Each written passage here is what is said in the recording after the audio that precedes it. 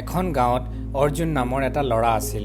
অৰ্জুন পঢ়া শুনাত বহুত ব্ৰিলিয়েণ্ট আছিল আৰু সকলোৱে তেওঁৰ ইণ্টেলিজেন্স এণ্ড শাৰ্প মাইণ্ডৰ প্ৰশংসা কৰিছিল। কিন্তু অৰ্জুনৰ এটা ডাঙৰ দুৰ্বলতা আছিল। সি নিজৰ সময়খিনি বুদ্ধিমান ৰূপে ব্যৱহাৰ কৰা নাছিল।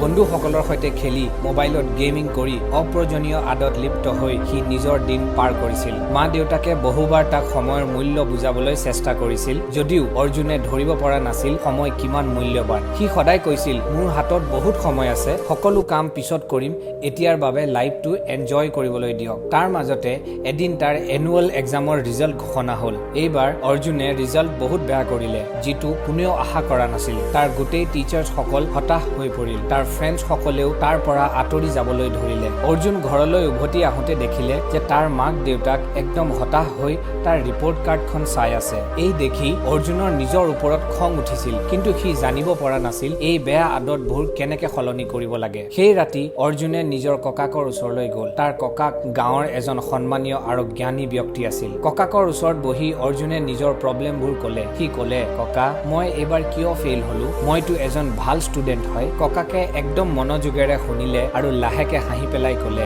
বেটা, সমস্যা এইটো নহয় যে তুমি ভাল ষ্টুডেণ্ট নহয়। সমস্যা হ'ল যে তুমি জীৱনটোক বৰ সহজভাৱে লৈছা। তোমাৰ হাতত থকা সময় তুমি বহুত সহজভাৱে লৈছা। সময় অতি মূল্যৱান। যদি সঠিকভাৱে ব্যৱহাৰ কৰা হয় তেন্তে আপোনাক বহুত সফল কৰি তুলিব পাৰে, কিন্তু যদি সময় নষ্ট কৰা যায় এই আপোনাৰ জীৱন ধ্বংস কৰি পেলাব পাৰে। বিৰক্ত হৈ অৰ্জুনে সুধিলে, কিন্তু ককা, আমাৰ হাতত সদায় সময় থাকে নহয় জানো? মই সময় সদায় পিছত ব্যৱহাৰ কৰিব পাৰো, চব কাম পিছত কৰিব পাৰো নহয় জানো? ককাকে চিৰিয়াছ হৈ ক'লে, নহয় বেটা, সময় এক বৈ থকা নদীৰ দৰে হয়। এবাৰ বৈ গ'লে কেতিয়াও ঘূৰি নাহে। শুনা, মই তোমাক এটা কাহিনী কওঁ, যিহে তোমাক সময়ৰ মূল্য বুজাবলৈ সহায় কৰিব। ককাকে আৰম্ভ কৰিলে, বহুদিন আগতে বিক্ৰম নামৰ এজন শক্তিশালী ৰজা আছিল। তেওঁৰ বহুত ধন সম্পত্তি আছিল, কিন্তু বিক্ৰমৰ অভ্যাস আছিল অদৰকাৰী বিষয়ত সময় নষ্ট কৰা। ৰজাজন ৰাতিপুৱা দেৰিকৈ শুই উঠে। যিটো সময়ত আদালতত উপস্থিত থাকিব লাগে সেই সময়ত নিজৰ বন্ধুসকলৰ সৈতে সময় নষ্ট কৰি থাকিছিল আৰু প্ৰতিটো কাম পিছুৱাই থাকিছিল।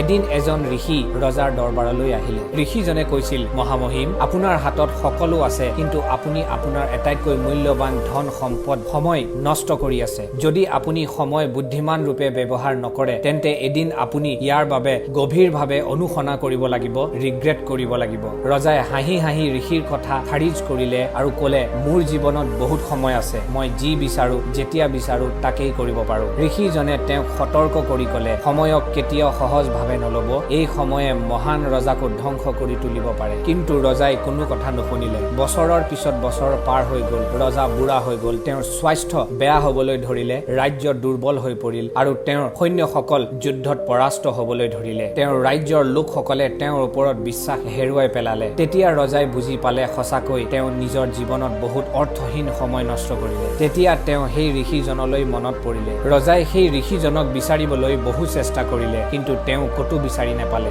ৰজাই নিজৰ জীৱনটো লৈ বহুত ৰিগ্ৰেট কৰিলে, কিন্তু সময় পিছলি গ'ল। তেওঁৰ সকলো ধন সম্পত্তি আৰু ক্ষমতাই তেওঁক বচাব পৰা নাছিল। এতিয়া শেষত ৰজাই বুজি পালে যে সময় প্ৰকৃততে ধন আৰু আচল সম্পত্তি।